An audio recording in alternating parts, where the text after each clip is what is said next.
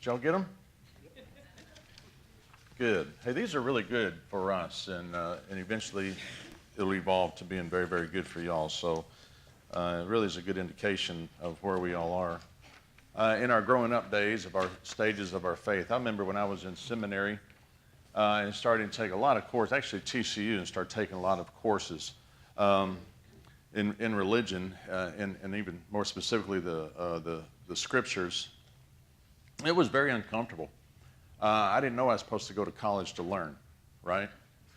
And so I was just there, and they started throwing things at me in these Bible classes that I never considered, because back then everything was just so easy. Just be a nice person. That's all Jesus wants you to do. Go be a nice person.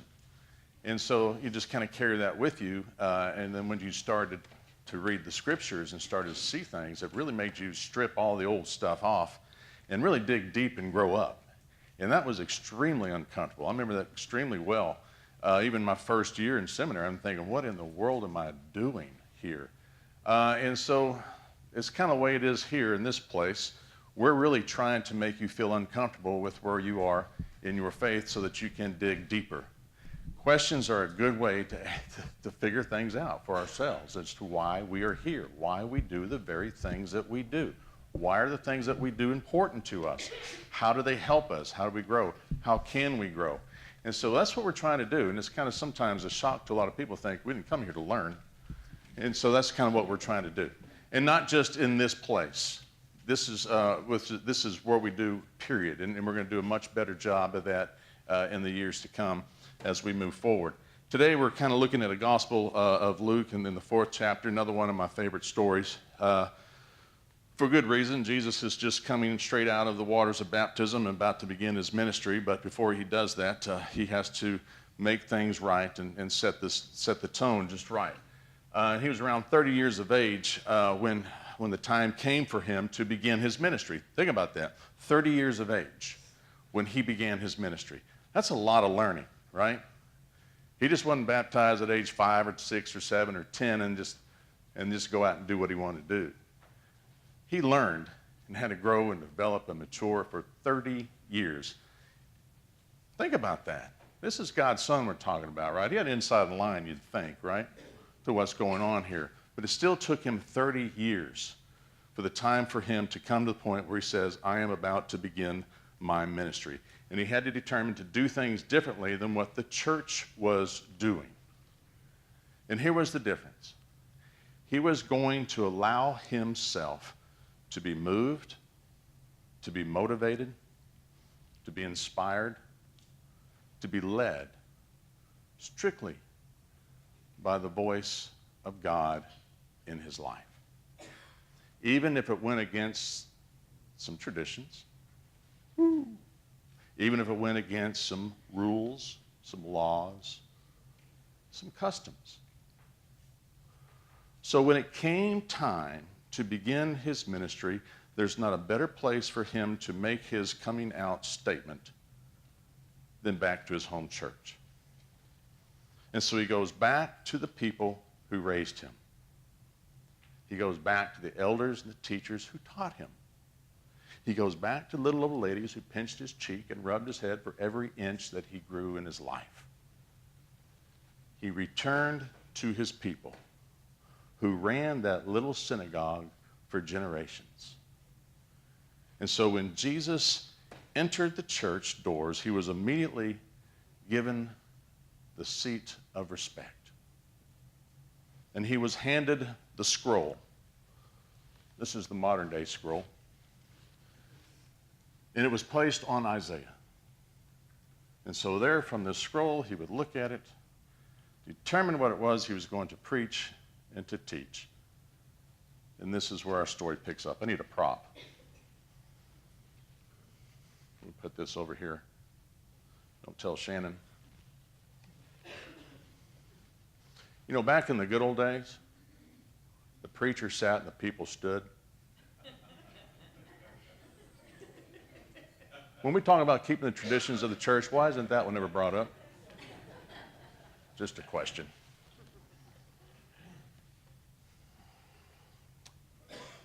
Here's our reading. When Jesus came to Nazareth, he went to where he had been brought up, and he went to the synagogue on the Sabbath day. It was his custom. It was his custom. And so he stood up to read, and the scroll of the prophet Isaiah was given to him, and he unrolled the scroll, and he found the place it was written. The Spirit of the Lord is upon me, because he has anointed me to bring good news to the poor. He has sent me to proclaim release to the captives, recovery of sight to the blind, to let the oppressed go free, and to proclaim the year of the Lord's favor. And then he rolled up the scroll, and he gave it back to the attendant, and he sat down. And all eyes were fixed on him. This is where y'all stand up.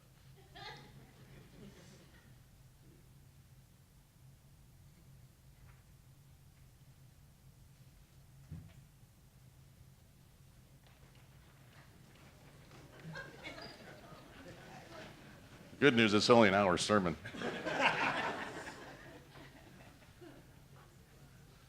I'm liking this. This is my favorite part for not just this reason,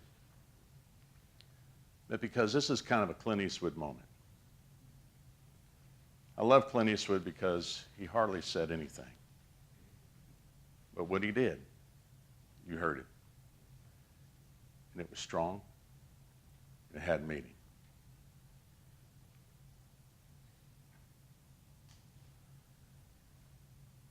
Today, this scripture has been fulfilled in your hearing. You can sit down.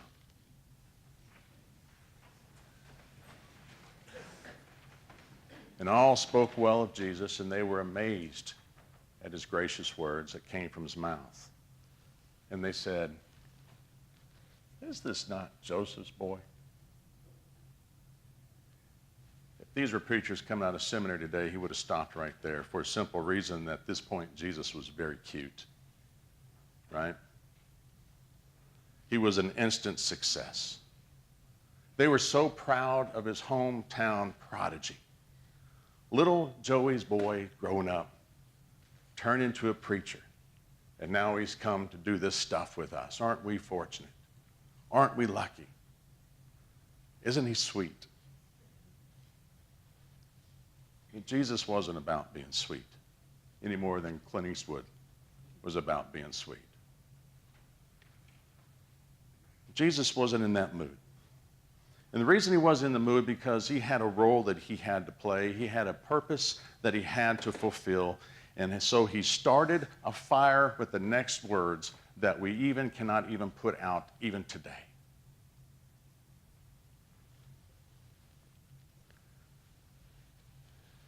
Doubtless that you're going to quote me the proverb, "Doctor, heal yourself." And you're going to say this, "Do also here in your hometown the things that we heard you do in Capernaum." But I'm going to tell you this. There is not one prophet who has ever been welcome in his hometown.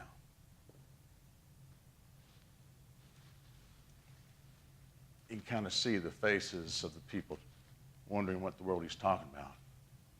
Why is he turning this on us? Why is he going this way? Does he not think we support him or love him? And then Jesus drops the bomb.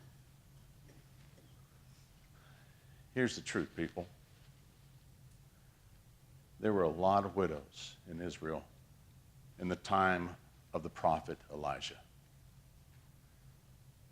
When all of a sudden the heavens shut off for 3.5 years, not one drop of rain. There was a massive severe famine all over the land.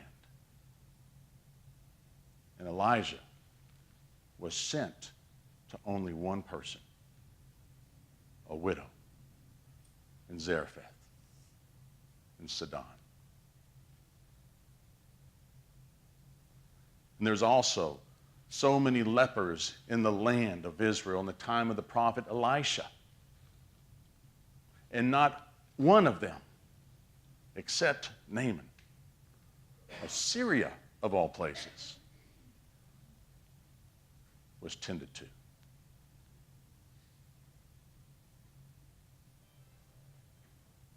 The people knew those stories very well. It was a slap in their face to think that this little brat coming back to my church and tell me that all those failed churches of Israel are just like theirs, those who God punished for their unfaithfulness, who does he think he is? Who does he think he is? And when they heard this, all in the synagogue were filled with rage. And they got up and they drove him out of town. And they led him to the brow of the hill of which their town was built, so that they might hurl him off the cliff. And he passed through in the midst of them and went on his way. Wow, wow, wow. You know, when I look at the actions of Jesus and the things that he did throughout his life, I see a man who was strong, not physically. I mean, solid, spiritually, mentally. I mean, I see a man who was just fearless, who knew who he was and was very intentional with his life, very intentional with his life. I see a compassionate man. I see a merciful man to those who were on the fringes of society. But also, he was one who was not afraid to confront those with the truth who say they're God's people, but don't show it with their actions, that don't demonstrate it with their lives. He wasn't afraid to stand up to those folks. There was nothing that was ever passive about Jesus. He didn't try to please people, didn't care to impress people. He wasn't trying to be nice unless it called for it. He didn't worry about what other people thought about him. Jesus, to me, was single-minded in a very complex world, very single-minded. He wrapped his entire life around the purpose that God gave him, and he fulfilled that purpose with all of the affirmation that he needed. It all came from God. It didn't come from people. It came from God. When I read of Jesus in the gospel, I see a very confident person who understood who he was, what he was to do with his life, and what his life was designed to do by God.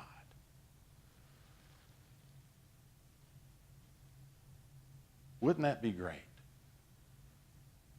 if all our lives were like that? Wouldn't that be amazing if the Church of Jesus Christ were like that? If we had those same characteristics as Jesus. Think about what that would look like. What if those who made the decision to be a part of Christ's body made it a part of our responsibility to really know Christ, to really study his teachings, to understand his attitude on how he approached every situation that he came across, his demeanor in dealing with the public, even his sharp words of criticism that he always seemed to make to those who represented God, the church leaders and others? What if we studied his habits, or what he calls his customs, like worshiping every time that is possible for us to worship? Or even to take time away from our busy schedule to retreat to be alone by ourselves, just to listen to the voice of God, not to give our list of things we want God to do for us, but just to be still and to listen to get God's direction for our very lives. What if every one of us committed our lives to knowing the founder of the church? How would we be different? How would we act differently? How would we look to the public? The questions that we ask today on this paper deal with Scripture. And I want to really emphasize that these questions and the answers that you give are very important to us. And it doesn't matter if you've just been here for 300 years or just for 30 minutes. It doesn't matter. Sharing thoughts of where you are in your faith development goes a great distance for us to understanding where you are and where we need to lead you and what direction we need to follow. I wish that you would take this very, very important, put this as a important part of your life, and take 1 minute of your life to fill that out and then bring it up after the end of the service during communion. This week, I was asking about this because I had a phone call this week from a person who was really struggling, felt very alienated from the church. This person grew up in the church, but all of a sudden realized that the church had done things and said things to this person that really brought that person down. And I'm glad that this person reached out to me. And so this person talked to me, and this person said to me, hey, I need your thoughts on what Scripture says about this very personal topic.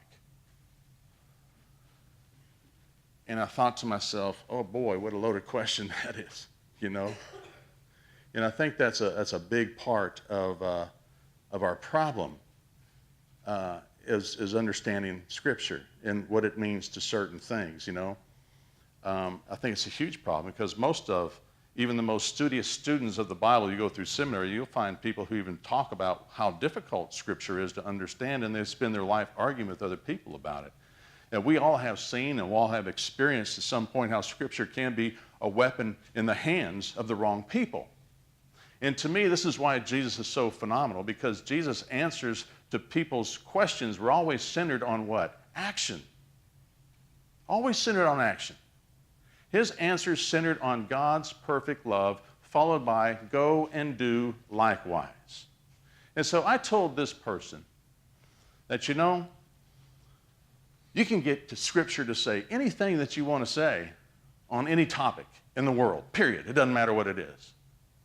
You can get to say it. The harder question, the greater question to ask is this: how would Jesus respond?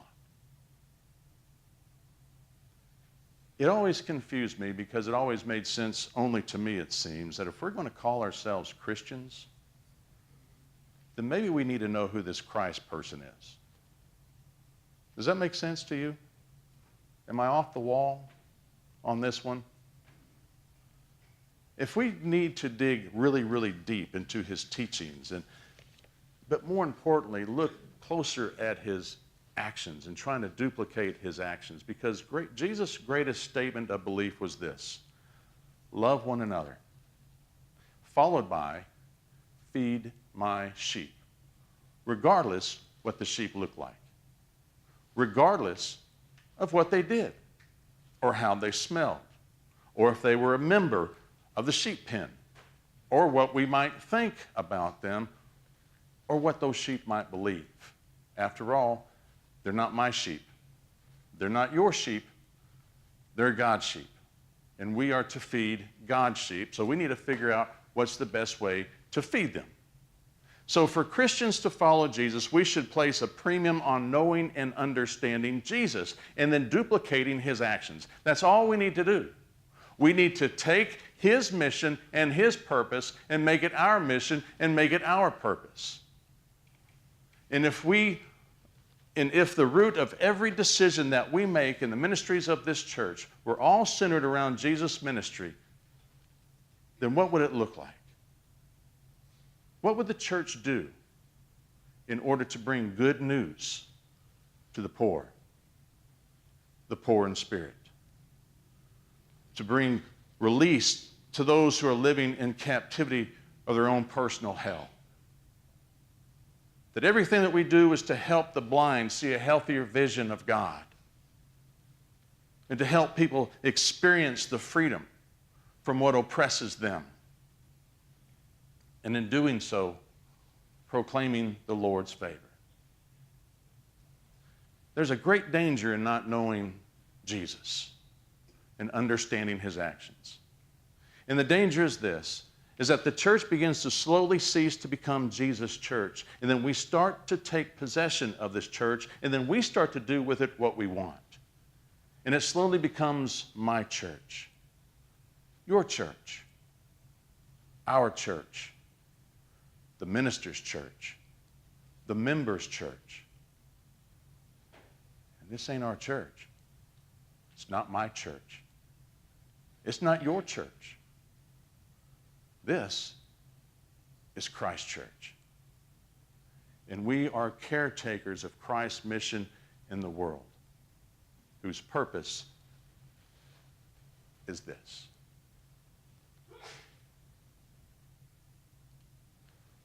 One thing I want to guarantee is this, that we are going to become a church whose people come to know the founder. We are going to learn how to understand the teachings of Jesus and become Christ's people who seek the lost. But first, we're going to have to find ourselves. Take time to answer those questions, please.